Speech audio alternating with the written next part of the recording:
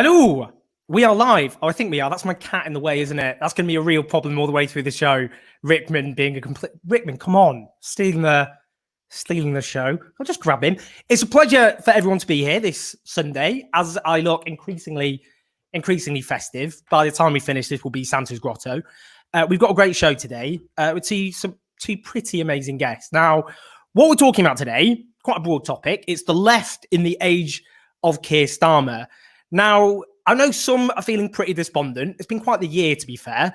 A year ago, it's the 6th of December, many people watching this were knocking on doors in cold, wintry conditions all over the country to get a Labour government led by Jeremy Corbyn to be Prime Minister. Now, he's not even a Labour MP anymore. And, nice one, Rickman, keep it classy. And, of course, the left is no longer in the leadership of the Labour Party. And there's a question about what the political direction of the Labour Party is going to be. What are the policies going to be? Are they going to keep committing to the policies they pledged to? There's also the slight issue of massive economic and social turmoil, which beckons even after mass vaccinations. I promise we'll get more cheerful, but I'm just setting the scene, which is been a grim year. Obviously grim because lots of people have died in a pandemic the government have completely messed up. But is there hope? Should the left feel grounds for hope and optimism in post-pandemic Britain? Ooh, it's a big question. Right, let's bring in the guests. They're two excellent guests, if you don't mind me saying. Who should we start with? We'll start with Ellie. Ellie, come on in. Can you come? Hi. I have a cat too. You see? Yeah, let's have a chuffy. Go on. First, I'll introduce you. This is, of course, Ellie Mae O'Hagan, who's a fantastic writer, friend, a bit of a rock, actually. She's helped me through some difficult times. I hope I'm not an excessive burden, but carry on. Ellie, go for it. No comment. Well, what do I say? You want to talk about my cat? We'll start with your cat. Yes, absolutely. We're having a show dedicated to your cat, Ellie. I sent you the notes. He's called Socrates, which we named him after the Brazilian footballer more than the philosopher. And he's actually going into his teenage years, so he might be very disruptive throughout this show. It's but a show. It's a podcast. At the moment, he's being podcast. It will also go out as a podcast, so just call it what you want. Let's bring in Mark as well. Come on, let's make everyone at home. Mark Steele, the brilliant comedian, the writer. You've read his books, you've seen his live shows, I'm sure. Buy his books if you haven't bought them because, they're good. And I should also say a campaigner as well. I've travelled around the country over quite a few years with Mark, trying to whip up crowds against injustice, and he always made people laugh but inspired them simultaneously. Mark, hello. Hello. Hiya. This is my Crystal Palace mug, and we won 5-1 today. So I did very much enjoy your introduction to the programme, where you went through all of the sort of terrible things going on, and then thought I'm supposed to be inspiring, but be inspired. Famine bend. It'll be fine. Everything's will eventually disappear, and there'll be a new species emerge. It'll be all right. Already laughing. Right, so before we can live on another planet, and then we can do something a bit more communal than here. It'll be great. We'll colonize some other planets. It's the only way out of this.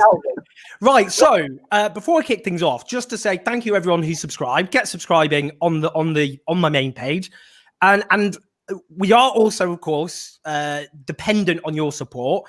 We've done a documentary last week, which we'll talk about later, about refugees. That was a lot of time and effort. And what we tried to do is show the humanity of refugees that's been airbrushed out of the debate. But if you can support us in this show, go to Patreon/OwenJones84. Equally, if you want to put in a question, use Super Chat, and I'll put them to our two esteemed guests. Now, let's start with Keir Starmer. Now, Keir Starmer, he's had his detractors, to be fair. Lots of people on the left at the moment are a bit fed up, I think it's fair to say. Also has his cheerleaders in the commentariat. Now, I'm going to show you a clip. It's just a bit of fun. Don't get wound up, everyone. It's a band called the Ian Duncan Smiths, who I recommend you check out on Twitter. They've done some cracking videos. They've had a slightly... They're having a little dig at the guy. It's just a bit of satire. Let's have a look at this clip.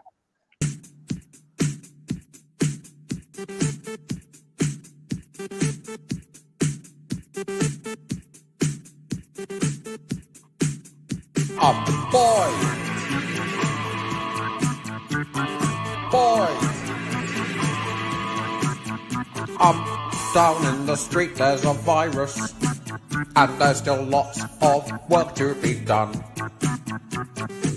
Not time for playing the blame game. I just can't risk pissing off the sun. Oh no, we're gonna lock down to forensic PMQs, constructively inquire. Oh, we're gonna lock down to forensic PMQs while splendidly attired. It's catchy. It's a very catchy song. Mark, let's start with you. Is that unfair? What's your take on Keir Starmer? I want to hear.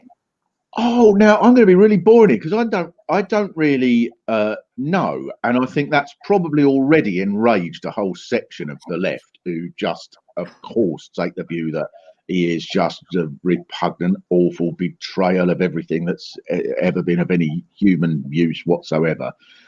But of course, it's more complex than that, because on the one hand, he's sort of got to.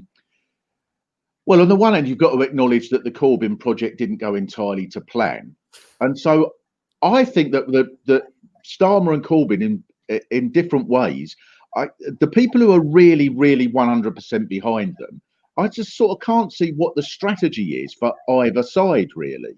I don't quite know. I don't know at all what the strategy is when you're just suspending people for sort of random things, almost like the football where you now get sent off for breathing in the wrong direction or something.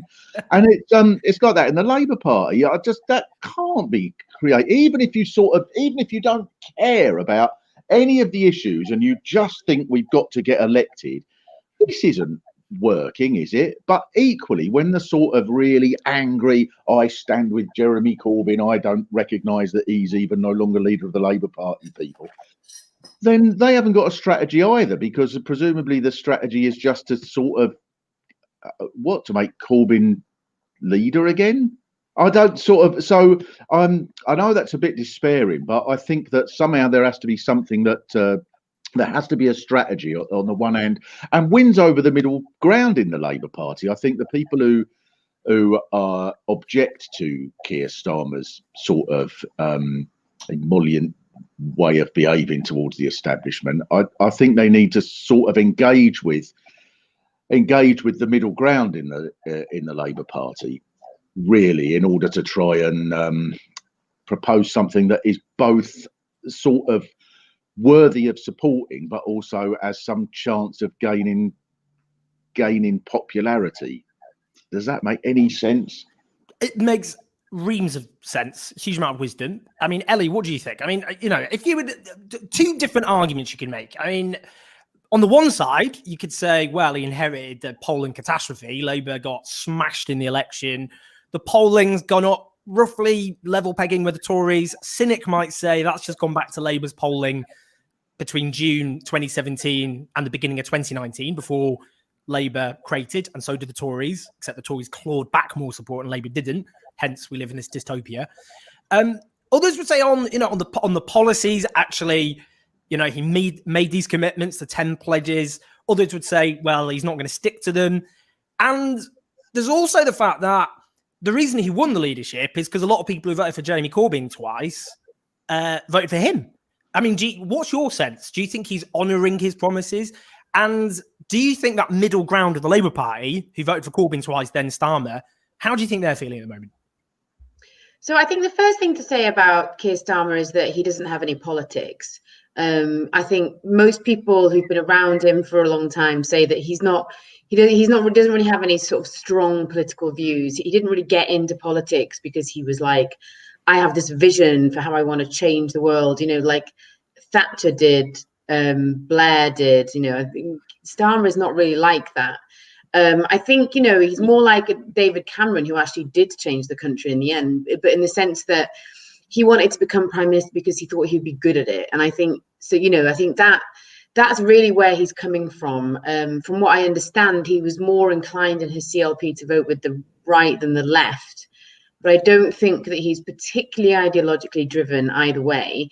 And I think the reason why a lot of former Corbyn voters chose to vote for him in the leadership election is because one thing that he did recognise, and the people around him recognised, is that Corbyn however much he effed up, am I allowed to swear on this? I don't know. However much he effed up the election, he did actually drag the centre of the Labour Party to the left, and he did make a lot of policies that seemed beyond the pale under Ed Miliband to be kind of common sense, things like public ownership, things like that.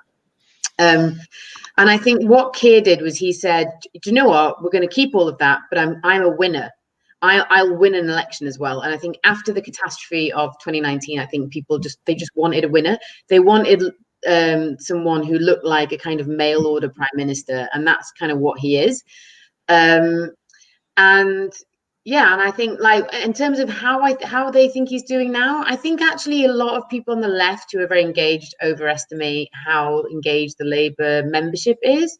And actually, I don't think it is that engaged. Most members are paper members, and I don't think that they've realised the extent to which Keir Starmer has kind of backed away from a lot of the things that he promised. And maybe they also haven't noticed that he is being extremely factional. And I think, like, Tony Blair was extremely factional, but the thing about Tony Blair is that he had a vision for the country, first of all, and second of all, he had Scotland and he had the Red Wall, whereas Keir Starmer doesn't really have those things. He might win the Red Wall back. I don't think he'll win Scotland back necessarily. So he kind of needs the left a bit more. And second of all, I think, as I mentioned, he is standing at a time when the policies that the left support, particularly the economic policies, are really, really popular. So I would say to, like, maybe people like Mark who are feeling quite despondent, and a lot of people on the left, is like, cheer up a bit, because actually we're in a much better position than we were in 2015. We've got a network of think tanks now. We've got our own media ecosystem, like this channel, like Novara Media, like Tribune Magazine. We clearly have a movement that's obvious. And we've got a leader who kind of leads the left, who's existing in an era where left-wing economic policies are popular and doesn't really have that much politics of his own. So, there are wins, there are gains to be made, and he can be pushed. And like you've said a lot, Owen, that like Clement Attlee wasn't a natural leftist, but he started, he founded the NHS, his government founded the NHS. So I think you don't need a Corbyn to have a Corbyn government. You know what I mean? It's just that your strategy needs to change. And I think that at the moment, as Mark was saying, with this kind of hashtag, I stand with Jeremy Corbyn people, like, I think that basically the left is like, well, we've lost now, so what's the point in the strategy? Let's just be sad. And I think that's kind of a self-fulfilling prophecy, really. Yeah, Mark, after 1983, you got, all right, Rickman, you got this, the shift to gradually under Kinnock and then under Blair towards New Labour, the onwards march, the great moving right show, as Stuart Hall put it back in the 80s, talking about British politics. Do you think it's different from then, in the sense that, Labour's loss, no one can say about Labour's loss last December that people on the doorstep were saying, well, actually, I was going to vote Labour, but I'm too emotionally attached to my privatised railway system. Or I think those rich people are having ever such a hard time. I was going to support you, but increasing tax in the top 5%, I don't think so. Do you know what I mean? It isn't the same as what happened in the 80s. And that some might say the Labour manifesto in 2019 was noisy. There was a lot going on. Though I bet a lot of people wish they had that broadband pledge implemented during lockdown. But it's not the same. So if Keir Starmer departs from those policy pledges, it isn't because it's electorally what's needed. It's a political decision. Yeah. Well, that's why I think it is probably a lot cheerier than then. Although what isn't cheery is that automatically, let's go to Mark to find out what happened 65 years ago. Now, Mark, in the aftermath of the French Revolution, was it similar to this? But if I put that aside, no, it is different. And that's, well, first of all, because I don't think you can begin to understand why Labour lost or what anybody could possibly do to repair the damage on the left if you just look at Britain. Frozen in time. Come back, Mark. Oh, is that me? Oh, dear. What are you doing? Have I gone? Have I disappeared? I can still hear you. Okay. It's just the two of us then, Ellie. George. All right, let's take over. Okay. Are we all right? Owen, are you still there? Oh, right. We can do whatever we want. The boss is away. The teacher's be the gone. Steel O'Hagan show. Right. What do we want to talk about? I'm fed up of talking about the Labour Party. I listened to a really good podcast on The Exorcist today. Did you? Yeah. Was it Mark Commode's one? Yeah, well, it was. He's done loads of them, but it was with Mark Commode. Yeah, because it's his favorite film. Yes. When did you first see The Exorcist? I was actually a teenager. I was about 16, and I don't know how the hell my parents let me watch it. I don't know. I'm pretty sure my dad let me watch it, and I don't really know why. But at the time, I didn't really appreciate how out there it is because I hadn't seen that many horror films. Right. And now, as an adult, having watched, because I do really like horror films, and now as an adult, having watched a lot of horror films, like some of the scenes in that film, I now realize how like incredibly kind of out there they were. Extraordinary for that time. It's still. Yeah. Are we broadcasting now? Or is it just us? I don't know. I've got no idea. Shall I get my we're phone? like some government that's overthrown, and we don't know if we're still. I know, right? The Do you radio. remember those 3 weeks? No notice of the army. We are still in control. Do you remember those 3 weeks after the EU referendum when David Cameron resigned and there was no prime minister? I found it like really odd how well the country functioned. Government. Yes, it's the same as when there's traffic lights are taken out and then the traffic goes better. Yeah. That's a sort of anarchist way of viewing things. Smash all the, don't need laws and stuff, man. Prime ministers. I've got, I don't know if this is being broadcast or not, but this is, you saying that about seeing The Exorcist. So when, right, how can I say this? Right, so when this must be, I guess, about 12 or 13 years ago, I spent Christmas, I'd sort of parted company with the mother of my children. My kids were with me. And so I had about sort of 2 weeks with them, and I took them round to their mums at the end of it all. And you know, with kids, you don't know what the most memorable thing is of any time. You know, you could do it on a holiday. You sort of the strangest thing or whatever could be the thing you remember. I took them back to their mum. So I had one who was, I think my son was 10 and my daughter was 6 at the time. And their mum said, "Oh, hello, what have you been doing over Christmas?" And my daughter said, it was brilliant. We watched The Wicker Man, which I had shown them, The Wicker Man, which I know is terrible. I'd sort of forgotten just how brutal it was. And I thought, oh no, don't tell her that. And her mum went absolutely wild, which she was quite justified. Absolutely wild. What are you doing showing them The Wicker Man? And my son, who was 10, with the most perfect comic timing, said, "Oh, Mum, don't worry. My sister didn't watch it. She went to bed straight after The Exorcist." With the most perfect comic timing. Brilliant. I love the way that I spoke about the calamity of our broadband network and then got kicked off my own show. We're talking about horror films now, are we? We started talking about horror films. I was told to take this very seriously. I was told, don't laugh when you come back on. It looks really unprofessional that you've been kicked off your own show. No, I don't even know what you're talking about. It felt very much to me like being a state broadcaster when there's been a revolution and we're still pretending we're in control of the airway. Yeah. I love the way, you've staged a military coup. I've always thought Ellie would be particularly bloodthirsty in those circumstances. So, do you know about, incidentally, this is, I think, was one of the most brilliant stories. In Portugal, when the dictator Salazar was overthrown, and his aides, because I was reminded about this with what to do with Trump. So his aides were sort of terrified at saying, well, what are we going to tell the president? No, we can't. He'll go berserk if we tell him he's been overthrown. And so they didn't tell him. And they just kept him in this room. And every day these people went in for the last sort of 18 months of his life. These people went in and said, what should we do now, Mr. President? How should we run Portugal? And he would sort of throw out all these orders, and they would say, very good. Yesterday's went very well indeed. And he was under the impression that he was still the president, even though he'd been overthrown. I honestly think like we should. There is a section of the left that we should have told that Labour had won the election. And just, like, done that for them. Like goodbye Lenin. Yeah. Like that. Yeah. Goodbye Jeremy. Yeah.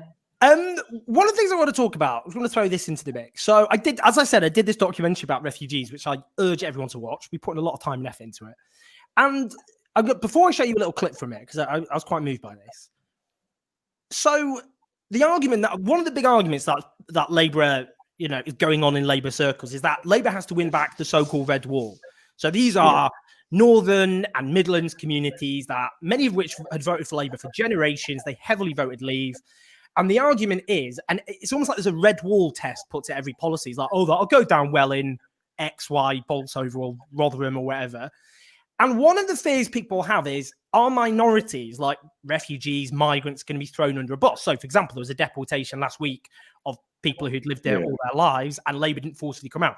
Now, I just want to show you, because the reason I want to show this clip is in this whole so-called toxic so-called debate, the reality of refugees, they don't get a look in.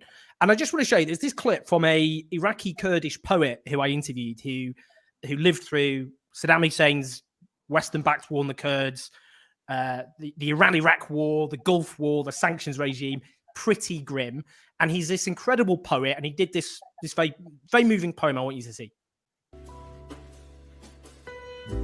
The sky, it doesn't resemble my sky. The sky over there, full of my childhood memory. This moon, it doesn't look like my moon. The moon over there, lighting the night of love. Those stars, they don't look similar to my star. The star over there, brightening the soul of kindness. The season, it doesn't look like my season. The season over there, you feel the color. You see the whiteness of winter, the greenness of spring, the yellow of autumn and the summer. In the end, we are human beings. Our blood is red. I want to get rid of those borders which make a separation between me and the others.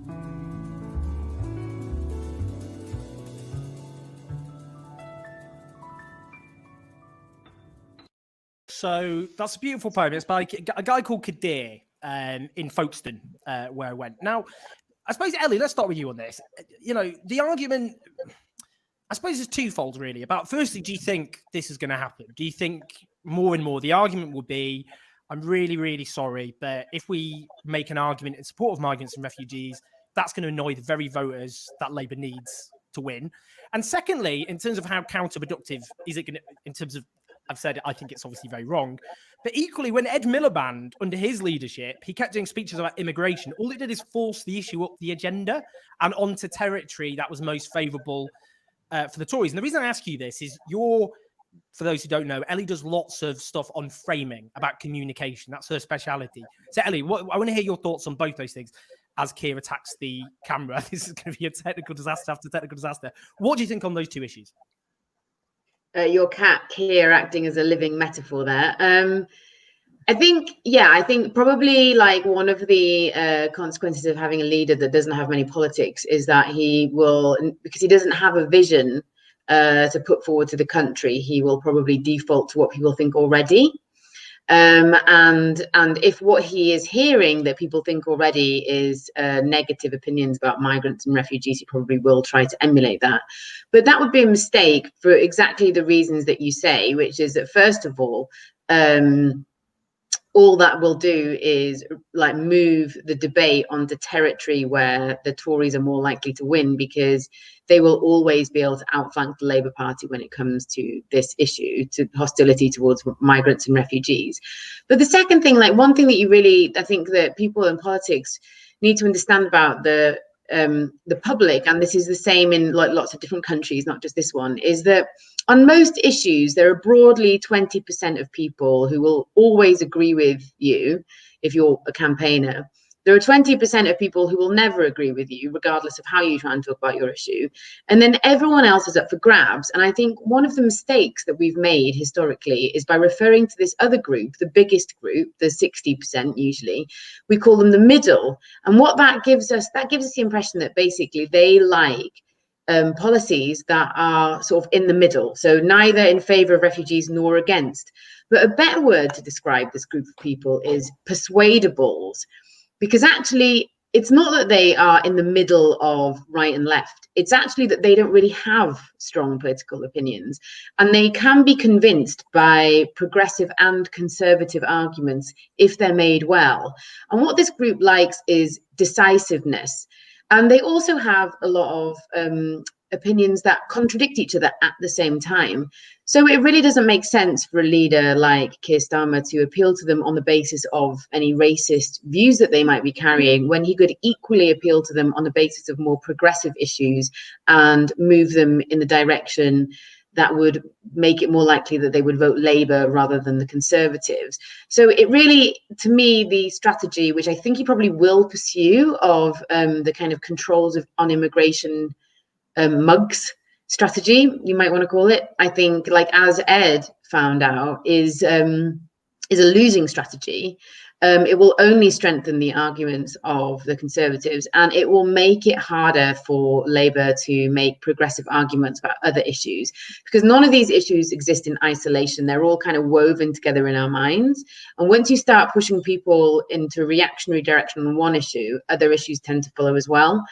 So really, when a leader says to you, oh, we just have to say this about this issue because we'll never win otherwise, what they're saying really there is that they've made a political choice to be lazy and scared, and also to really wrongly judge the group of people that they're talking to as racists, when actually people are more complex than that. Like, yes, they do hold racist views, many people, about lots of different issues, but they also hold other views, and they can be appealed to on those views as well. That's not to say that, you know, we should ignore the fact that they're racist and just talk to them about other views. There also needs to be a sort of sustained program of anti-racism, and that is something that I think that the left should be much better at, actually, whatever's happening with Keir Starmer. But yeah, there's no strategic comms reason, as far as I'm concerned, to try and win people over by encouraging them to be racist, which is essentially what this is, because it just won't work, and also it's immoral.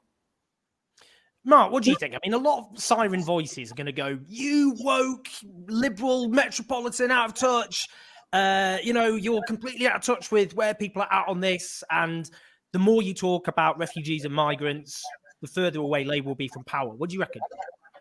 Well, yes, as Ellie said, but I sort of think that's what Ellie was describing, that's like international as well, isn't it? So that's why I think if you try to sort of understand what's happened just by looking at what did Corbyn do wrong, or what did Ed Miliband do wrong, or who in what office said the wrong thing to the wrong person, you're only going to get a sort of very small picture of it and not really grasp what's happening, because what's happened here, all of these issues are almost identical to what's happened in Europe, South America, India, all of these places.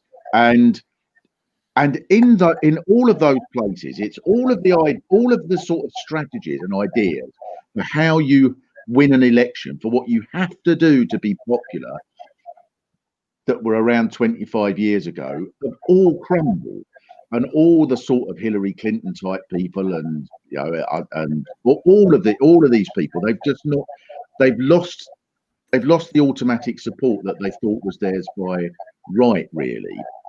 And for a much hugely bigger number of people than ever would have thought this before, they believe that there needs to be some sort of radical transformation, but in all sorts of directions, in the way that Ellie describes. So, for example, I was just thinking this today about Millwall fans, for example, who are in the news because a big load of them booed the Black Lives Matter taking the knee gesture at the start of the football games. But at the same time, Millwall football fans, 5 years ago, when the Lewisham A&E, when the accident emergency part of the hospital was going to be shut, and there was this brilliant campaign which succeeded in retaining the hospital, Millwall Football Club was quite a critical part of of that campaign. One of the games was rearranged so that the fans could go to the demonstration. There's a sort of, in a way, that's one little symbol, it seems to me, of how there's of that 60% in the middle that are up for grabs. What none of them really seem to want is something that just poodles along as it always has done. They want a mixture of things that we might call on the left and on the right, but it's something that is going to radically shape up society. And that's why sort of we quite rightly congratulate ourselves that Trump's no longer with us. But the fact that someone like that could get in that position in the first place, and the fact that you could have these sort of characters around Europe who all the things they do, all that they do 20 years ago, we would have just laughed and said that makes you completely unelectable. And that persists. Corbyn didn't get in, but that sense of wanting something that says, of course, that's why Boris Johnson could break all of the rules and get in. And therefore, if you try to be sensible in these sorts of ways, you know, what they would call sensible over immigration and stuff like that, you're really, you're not going to, exactly as Ellie said, it's not going to work. And you've even lost your credibility and morality, really, isn't it?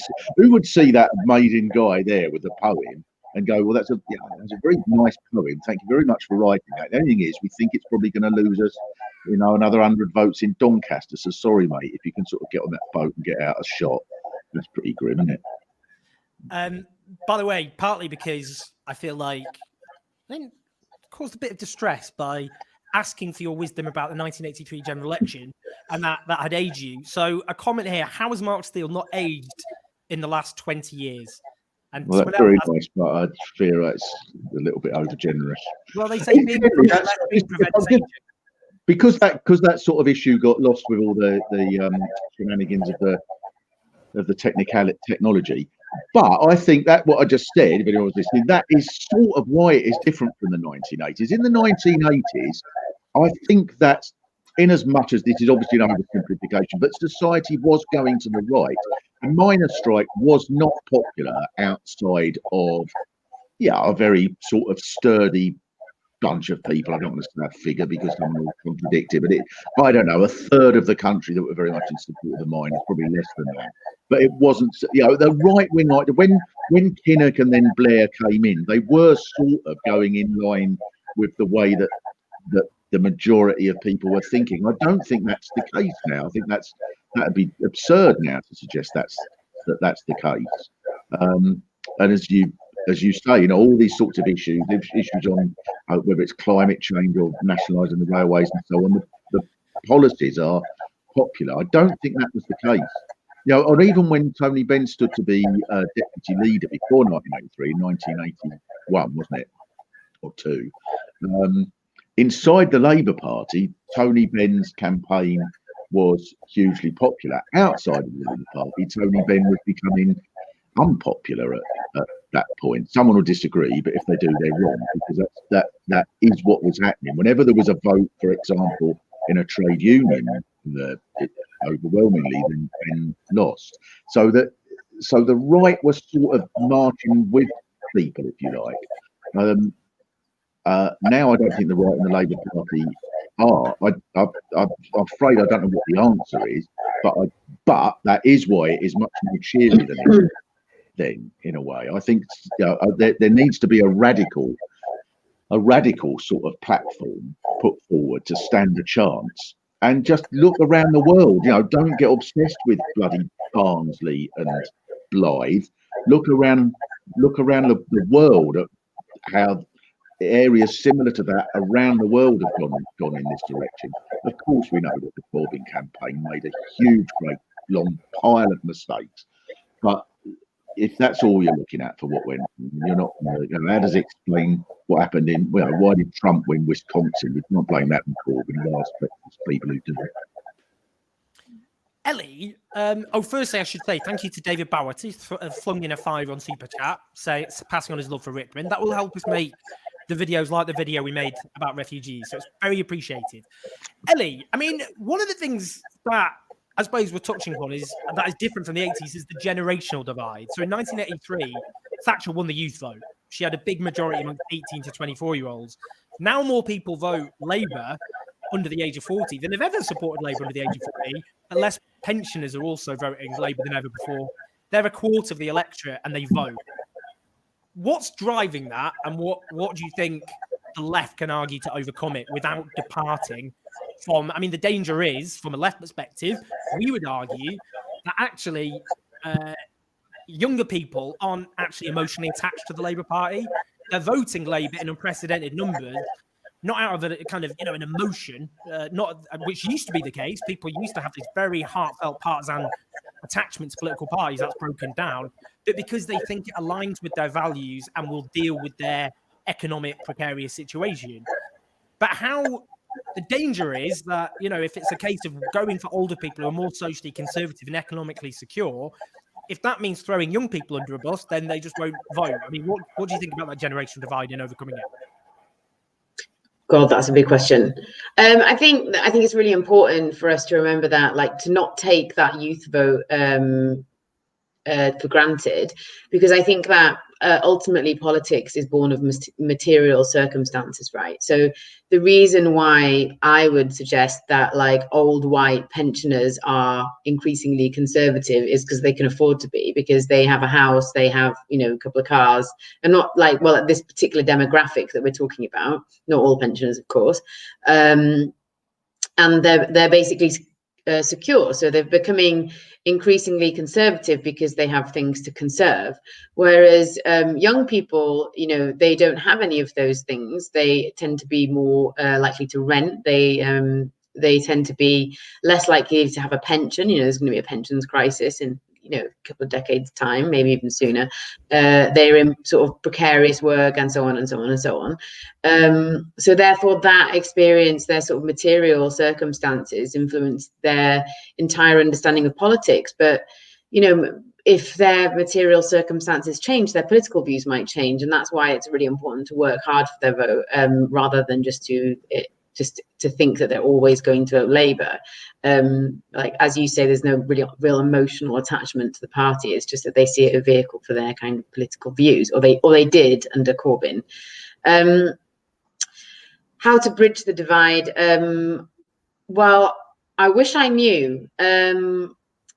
I suppose what I would say is, as I was talking earlier about the fact that there are 20% of people that who will never agree with you, regardless of what you do and what you say. And I think that good political messaging and good political strategy actively tries to alienate people, because if you try to please all of the people all of the time, you say that you're basically, in politics, you end up saying nothing. This is what Anat Shenker-Azorio, who's like one of the world's foremost communications experts, says, is that if your political messaging appeals to everybody, you're either saying things that are reactionary, or you're saying free pie. You're saying something that everybody can agree with. So I personally think that we should accept, as progressive political actors, that there's going to be 20% of the population who will never agree with us, and that's okay. Because what's more important is that we're saying something progressive, and that we're persuading the people who can be persuaded. And if we do that right and we do that well, we can build a majority coalition, even with the 20% that don't agree with us. And to me, that's the most important thing. Yeah, Mark, by the way, I'm aware we had an echo, which we're going to hunt down the culprit. Oh, we're going to hunt them down, all right? We're going to get to the bottom of it, I promise. Mark. Oh, right. Was I inaudible? It might have been you. Are you listening to the football while you're... Anyway, I'm just wondering. That would be really bad. It'd be really, really rude, actually, extremely rude. Mark, I would ask you, that generational divide, it is interesting, isn't it? Because there is this myth that younger people, they start left-wing and then they're schooled by the University of Life and become really right-wing. But actually, as I've said, younger people in the 80s did vote for the Tories. That's erased from history. In the Vietnam War, younger people in America were the most pro-Vietnam War. They loved bombing Southeast Asia. Older people were the most against. So it is a new thing. Younger people loved Reagan in the 80s, sometimes more so than older people. So how do you explain that? Because there must be people who voted for Labour under Michael Foot, who now, under Corbyn, gone and voted for Boris Johnson, whilst younger people are supporting them in unprecedented numbers. What WTF? What's going on there? Oh God, that's a marvelous question. I suppose that the main answer is the one that Ellie gave, which is that people's lives become. Obviously, it's a good thing that people's lives become comfortable. We're not saying that. The strategy must be to cause such utter chaos that most people are in fear for their lives. Then they'll vote for a more radical alternative. But that clearly is the case. If you're sort of in your late 60s and you've got and although the electoral map has changed, it's not changed completely. It's still the case that if you are in a rural area in Hampshire, that place is far more likely to vote Conservative than if you are in Sunderland, irrespective of the way that that's not as obviously the case as it was from the sort of late 20s until a couple of years ago. But if you're it probably is fairly simply that, isn't it? And then you become fearful of you've got something, you've got this little thing, and I don't want to lose it, and I've got and that's why that's why extraordinarily it's the areas least affected by immigration that are most likely to vote according to fears of immigration. It's the people in the middle of Suffolk in a little estate, in a nice estate, and they bought their house, and all the Muslims are all over here, and they as if the bloody Suffolk's full of mosques and you can't buy a scone because of Ramadan. It's just it's absurd. But of course, whereas conversely, London, which is now as magnificently diverse a city as there is anywhere in the world, is the one that certainly in central London, or anywhere other than the outskirts, where there is less immigration, then that's overwhelmingly where. I mean, not only is it more Labour now than it has ever been, probably, isn't it? Oh, you'll correct me on that if I'm wrong, Owen. But not only is it more Labour, but it's more sort of militantly pro-immigration Labour. Lambeth, Southwark, all these sort of areas, Camden, and so on. So I suppose it is just the sort of, it's not really any different from what the answer's always been, is that if you feel that you've got something and you've got to hold on to it, because look, the young people are going to come and take things off us, and then that's when you're more likely to be sort of won over to conservative ideas, I suppose. I wish I had a more sort of inventive answer, but I think it is the same as it's always been, probably.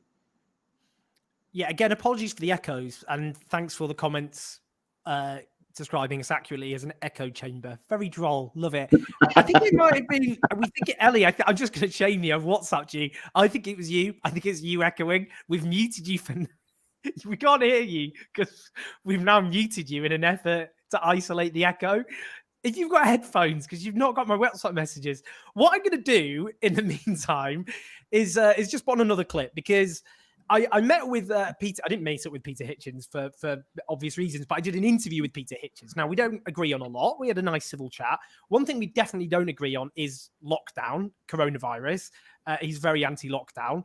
But what was interesting about what he talked about is the social and economic turmoil to come, which, whether or not you support lockdown or not, is obvious. Now, we'll do a little clip, and I'll say why I'm bringing it up. I'm not sure our political system will survive the turmoil which comes when people realise just how much damage has been done to our society by these buffoons. When people find that they have no jobs, no prospects, they can't pay their rent, they can't pay their mortgage, their businesses have collapsed, their children have no future, they themselves have no chance of anything approaching a job resembling what they used to have, when they find out that the country is immensely poorer, that the National Health Service, which they bang their pots and pans for in March, April and May, is a shriveled shadow of its former self, and so are all the other public services from the railways to the schools. When they find out what has been done to them by these buffoons, I think there will probably be a considerable political revenge. Quite the ray of sunshine, Peter Hitchens. That didn't cheer you up. By the way, Ellie, people are fighting for Ellie's innocence. Someone in capitals writes, it wasn't Ellie. We still muted. We'll find out, because I'm going to test if this is the echo and you're responsible by asking you a question and seeing what happens. I think it's echoing. Ellie, so the point I was going to put to you is the scale of the economic and social emergency triggered.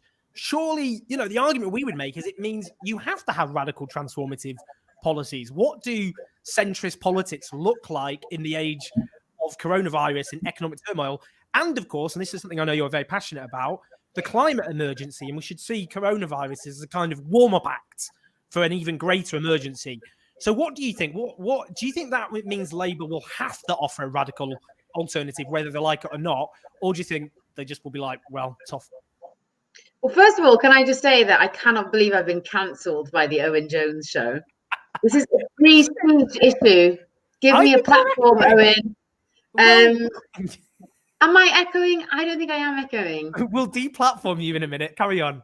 Outrageous. I can't even remember the question. I'm so angry. I can't remember the question. I'm not. I know. What was it? The need for radical alternative given the scale of the economic and social crisis. Yeah, so I think it's important to, first of all, I think it's important when you're talking about radicalism, like building a wall between Mexico and the US is radical. So like when we're talking about radical solutions, we need to remember that like not all radical solutions are progressive. Some are like really, really reactionary and dangerous and bigoted. And people are open to those solutions as much as they are open to progressive solutions. And that's why I think you've got to be careful with stuff that, with the kind of thing that Peter Hitchens was saying, because we can't just sit back and assume that the devastation that the Tories are creating is going to like win people over to the left. We actually have to go out, we have to organize people, and we have to say things to them that are that resonate with their life experience and kind of win them over. So there has to be like a political strategy, and the fact that Keir has taken over from Jeremy Corbyn and everyone's very sad about that is no excuse for us to give up on that. So I think that's the first thing. And in terms of centrist politics, well, no, I mean, centrism hasn't got a future. And I know that people will watch this and they'll think, but what about Keir Starmer and what about Joe Biden and possibly even Macron in France? But I mean, and yes, I think that those, you know, there is a kind of reprise happening, almost like a backlash to the, you know, the Trumps and the sort of, I guess, Corbyns of this world, if you like. And I think what we're seeing is the fact that centrism, if you want to call it that, has great institutional power. It still has a lot of power in the media, because that is like the political compass of a lot of media organizations, and also the mainstream of a lot of political parties and financial institutions, think tanks, academia, and so on are still centrist, whereas like the hard right and the radical left, in terms of their institutional power, are quite marginalized. So when a sort of a hard right or a far right government like the Trump government fails, or a radical left project like Corbynism fails, then it's sort of logical that a centrist project would then like step in, because they kind of are ready to go, if you like. But like, as I said earlier, politics is driven by material circumstances, and the material circumstances of the era that we live in, where we're bound to see more migration at the moment than we've seen even during like the world wars. I mean, I could talk all day about what climate change is going to do to our lives, but like COVID is like a tiny dress rehearsal compared to what climate change will do. But even like COVID, you know, I mean, could you really call Rishi Sunak a centrist when he's basically put like a third of the country or whatever it is on basic income? Is that centrism? So I think no centrism. I think it's had this reprise, but the long-term future of the trajectory of centrism is that it's going to end. And that doesn't mean that the people that we associate with centrism will kind of be over, but they will have to evolve. And so I guess my question is, like, if Joe Biden is implementing a Green New Deal, which is a radical infrastructure project to change the way that America looks, for, you know, in a progressive direction, is that still centrism? And I would argue that it isn't. So if a centrism is a set of policies, then even if a centrist is in charge, no, centrism will not survive. It just can't, because we're in a radical situation.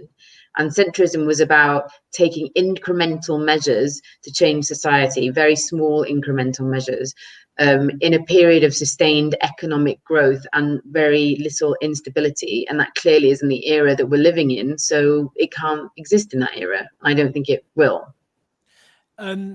very important points, but also Echo Gate continues. Ian says, perfect audio about Ellie. Owen deflecting own problems with sound recording, which go back decades. Wake up, chat.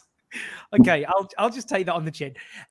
Mark, I want to hear your thoughts on that, but also someone has made a request for some Boris Johnson bashing. So maybe if you want to weave that in as well, just to keep the punters happy. Oh, okay. Well, all right. I'll get. I'll see if I can get to that. Yeah, I think. Well, again, I sort of. I want Ellie to say something I profoundly disagree with next, because otherwise it looks too chummy. But I think that it's. Again, the sort of obsession with just looking at a few individuals, you could never really understand anything like that. And that's, well, so of course, the majority of the books that are written about politics and so on will be about what one senior politician said to another senior politician and so on. And that's how various people get into power or lose power. And of course, it's not about that. So that's why I think it's right to say that the Democrats that have just won in America, although Joe Biden is like just embarrassingly conservative, the Democrat Party that's pushing that is a different Democrat Party from the one that, say, was that existed, in as much as there is a Democrat Party at all, that with Bill Clinton, because now there are the Ocasio-Cortez and Bernie Sanders campaign and so on that's inspired so many people. Those people are very much a part of that, that movement. And so Biden can't just override all that entirely on his own. No, there was, well, taking Georgia, for example, the extraordinary efforts that went to register people to vote there. That's something that didn't happen. There wasn't the equivalent of that 30 years ago, say under Clinton. There was a little bit under Obama, but I think less than there was, certainly less than there is now.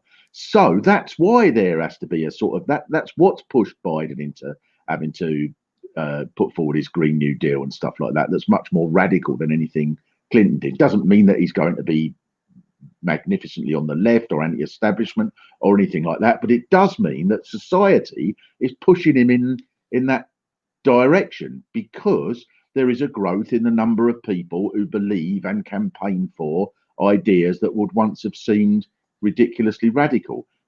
The trouble is that we've got is that it seems pretty much around the world, although there is a much larger number of people that believe that in a sort of more communal direction, for every one of those, there's 2 or 3 that believe that we need something radical in a sort of let's put babies in a cage direction. And that's the problem. And that's why slowly, the what would have been called the middle ground has been deflated.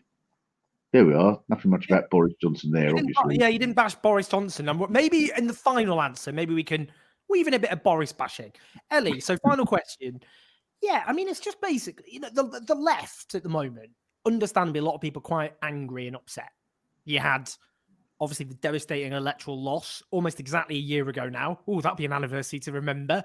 I still wake up screaming with a cold sweat, rocking in the fetal position. What a night. I had to get up to go on TV the next morning. And I drank my way through that, so that was fun. Ellie, in terms of, a lot of people are angry, obviously, because you went through that, the leadership election, the left candidate lost very soundly.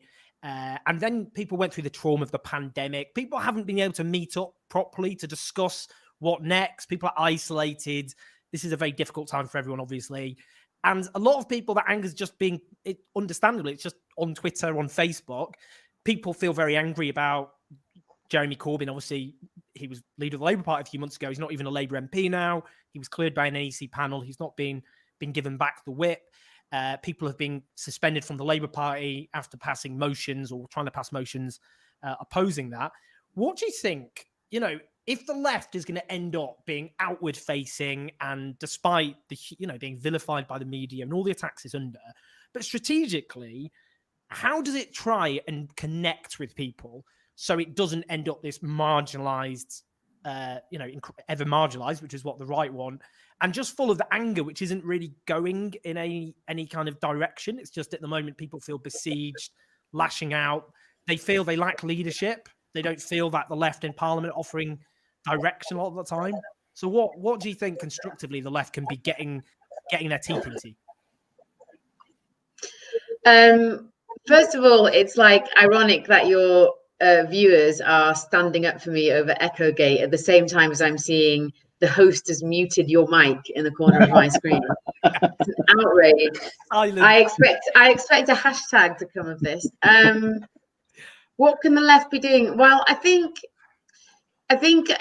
what we've got, first of all, I think that we've got to get out of this mindset that like all is lost, because it just isn't. As I mentioned, as we've been talking about this whole show, that we're actually in a really excellent position now. We're in a much better position than we were when Ed Miliband was leader. Like we're in the position of the public agreeing with us on quite a lot of our policies and our ideas, which is really the first. I think that's the first time in my lifetime that I've felt like my ideas for what I'd want society to look like kind of chimes with a lot of public opinion. So I think we need to get out of this idea that we just need to be miserable with one another and just hate on Keir Starmer and think that that's the end of it. The second thing I would say that the left needs to do is just get off Twitter. Like, just get off Twitter. It's not really that helpful. And also it is public. Maybe your boss is reading. And then the third thing is, let's start thinking about the things that we want to do in order to change society for the better. Like, what are our priorities as a movement, and who can we work with in terms of wins, you know, who agrees with us, which organizations, which institutions can we work with, and like which institutions can we join, which organizations can we give our money to, how can we, which I know is difficult for a lot of people in this economy, how can we practically build the world that we want? And we don't need to do that at the moment. I know it's hard to go outside and do that, but we can do that by giving money, by supporting institutions that are doing, you know, are building the world that we want to see. And I think, you know, the other thing to mention is that, like, I think that coronavirus was less of a sort of revolutionary thing to happen as we might have thought it was in March. I'm not necessarily sure how much will change as a result of that, but we do know that it has caused massive damage to the economy, and how we move forward and build something better really depends on us on the left actually getting up and standing up and doing things. So I think really we need to regain a sense of strategy. We need to think about what do we want to win and how do we win it, rather than just complaining about how much we hate Keir and how hard done by we were in the election, because yes, it was shit, but it is also over now, and we need to look forward. And to please your viewer who said to you earlier, Boris Johnson's a massive prick. Love it. Eloquent, succinct, accurate. That's the sort of honesty we appreciate on this highbrow show. Mark, try and leave people on a high, though, because some people in the comments are actually quite miserable about everything, which is understandable. We have gone through the worst year in the West since World War II, so that's been pretty grim, but also the prospects of the left. So what do you think the left could be doing now? What do you think, if you were going to give some moral political leadership to people who are often quite scared, quite angry, feeling quite directionless, I mean, it's difficult at the moment because we're all under virtual semi-house arrest, but what next? What do you think the left can be doing, and what should give them a bit of hope? Well, I think when I first sort of become involved in any campaigning activities at all, one of the things that I remember sort of learning from older people was that you're trying to find a point of engagement with people. So somebody might be, you know, this is back in the late 70s, so somebody might be anti-gay, but they'd be a good trade unionist. And so you start with that point, and then you say, and therefore the fact that you're anti-gay is actually undermining your trade unionism. And you talk to them and you engage those people and you listen to them and you find out where it is that they're coming from and why it is that they hold their views. And maybe you say, all right, we'll have to agree to disagree on that, but we can work with you on that, and so on. And I think in many, many, many ways, the modern younger left is much more engaged and much more imaginative. But what I think what I think is not as good is that now it seems that so much of the left is obsessed not with finding the point of agreement and starting from there, but finding the point of disagreement. Going, all right, I agree with you about all of those things, but you used the wrong word for transgender something or other. So no, I'm not going to have anything to do with you. And in fact, I'm going to call you an arsehole on Twitter and all that. And I think that is completely the wrong way round. I think we need to engage with people. I think that the left, that anybody who thinks of themselves on the left has to reflect on why they weren't able to win people round last year. Some of the 60% that Ellie talks about in the middle, why couldn't we win those round? What could we have done better?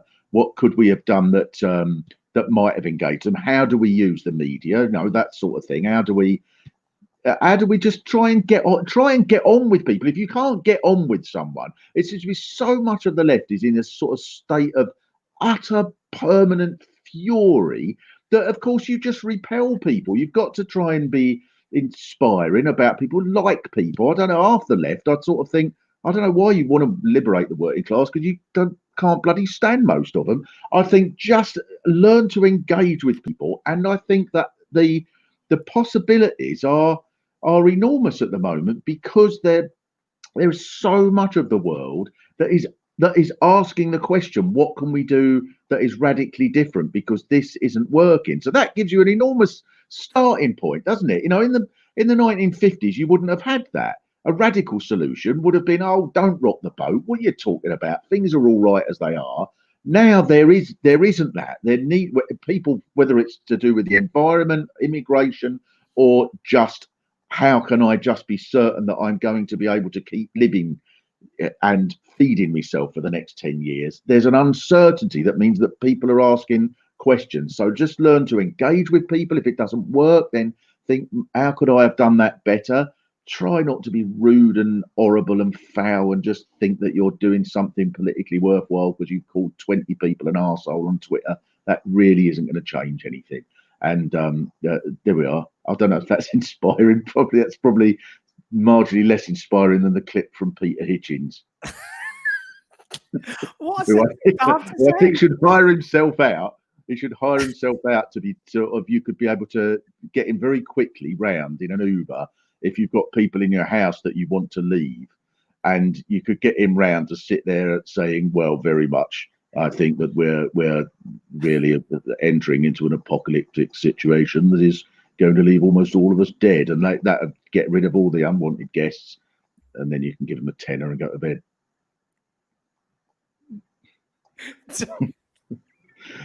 Oh, I've got to do Boris Johnson, haven't I? Yeah, end by doing that. I've done it for a while. Let's do it. We what was the line I had? If the rules are simple, if you the maximum number allowed in any room at any one time is naught. So if you find yourself in a room, you must leave immediately. There we are. What a treat, guys! Wow, it's been a real tour de force from both of you. Thank you very much, Bon, Mark, Ellie, and also Ellie's Echo, which she's responsible for. So thank you so much. Thank you so much. It was full of insight. We had a good time. Oh, Ellie looks aggrieved. Oh, people, come on! This is a family-friendly show, and you're just putting in profanities. You grow up. Well, what can I do when you keep muting me? I've got to stick up for myself somehow. Yeah. Okay. Ellie, have you near where you are? Have you got any 5G masts? Because I think that's probably what's doing it. Can we not encourage people to destroy 5G masts? This is a terrible thing. One of the main people who speaks at all these 5G rallies and all that, and tear off the masks, and one of these bloody crazy people. One of the main people is called Mark Steele. That's his name. You, Mark. Well, Mark, I have to virtually on a daily basis go, it's not me. It's probably easier if I do start supporting that particular campaign. Just Yeah, no, it's not you, Mark. No, it's No, just it really isn't me. No, it's just a weird coincidence that I don't think it's a common name. Elliot, I've not met anyone else called Mark Steele before. Just seems convenient. I haven't seen you in the same room with him, Mark. No, I'm not going to be in the same room as him. He's crazy. He's one of these sort of, the big 5G conspiratorial, don't have the vaccine, they're putting chips in. That's what they're doing, putting little chips in the vaccine so they know whether you've gone to Lidl or not. I mean, yeah. I am meeting a disturbing number of truthers. Like the guys who delivered this Christmas tree, I'm sure they won't, but I got stuck in an argument with the Christmas tree deliverers who were like, it's just a cold, it's not real. It's all fake. Right. I had another one, the news agent. The guy used to fix my bike.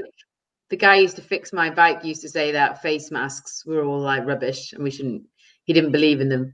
And we shouldn't use them. Jesus. People should stop using the internet except to watch things like this show because... Well, I wonder but maybe this is the way the left goes forward, is that all of those people won't have the vaccine. They'll all die. Evolution will have done its job. And that'd make our job easier, wouldn't it?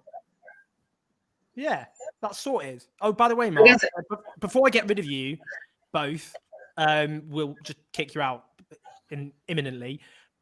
Daniel James says, bring back the Mark Steele lectures. What happened to the Mark Steele lectures?